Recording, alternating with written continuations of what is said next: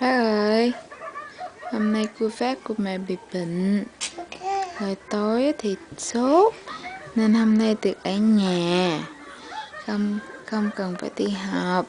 Ở nhà mẹ nấu súp nè, mẹ pha nước cam cho Phát mâm nè. Nhưng mà Phát không thích ăn súp. Chắc tại vì miệng của Phát bị đau, Phát không thích ăn súp. Phát chỉ thích uống nước cam, and ăn chuối, ăn cái gì mềm mềm thôi. Phát ơi, Phát hả?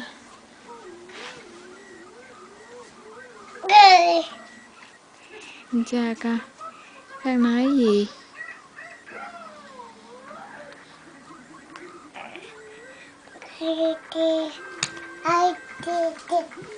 Phát đi đâu? Phát ơi, cha cha, Phát đi đâu á? Phát đi đâu á nè?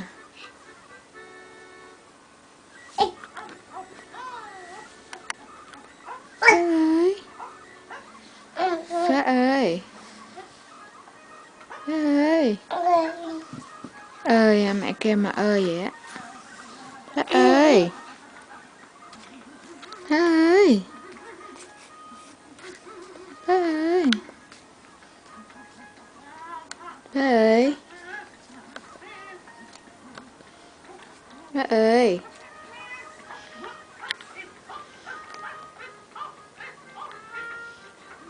Phát đang coi phim mà. Phát đang coi phim Chim cánh cụt.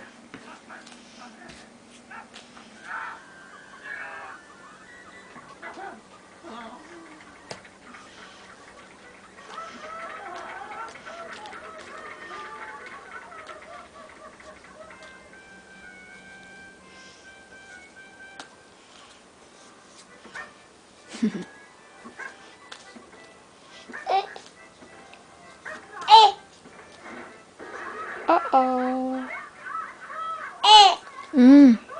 Bạn bị xanh xanh lè rồi. Bạn bị xanh lè xanh lét rồi. À đây. Để mẹ lấy cái yếm, mẹ lấy cái yếm cho con. Rồi xuống.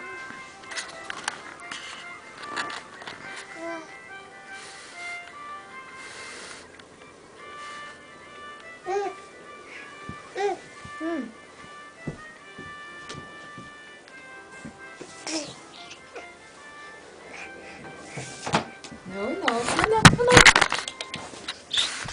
Dạ.